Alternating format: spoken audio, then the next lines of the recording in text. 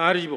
अध्यक्ष महाराज, माझ्या मूर्तियापूरले कालपासून एसडीओ कार्यालयाच्या सामने शेतकरी संघटनेचं आंदोलन सुरू आहे। याच्या पहिले त्यांनी ट्रॅक्टर मोर्चा, बंडी मोर्चा काढला होता। या संदर्भात पालकमंत्री फुंडकर साहेब, मी आणि कृषी मंत्री भरणे साहेब यांच्या दालनात आमची बैठकी झाली होती। त्यांच्या रास्त मागण्या आहे 2023चा पंचनामा न केल्यामुळे विमा भेटला नाही, सरसकट कर्जमाफी, जे नियमित कर्ज भरतात त्यांना 50 रुपये अनुदान अशा, आणि ज्याचं नुकसान झालेलं आहे त्याला नुकसान भरपाई, यासाठी कालपासून ते शेतकरी संघटनेचे सगळे पदाधिकारी, अध्यक्ष राजभाऊ वानखळे यांच्या नेतृत्वात एसडीओ कार्यालय मूर्तीवर येथे बिना मंडपाखाली, छताखाली बसलेले आहेत। त्यात महिला आहे, पुरुष आहे, धोतरवाले आबाजी मामा आहेत, लेकरं सुद्धा आहेत।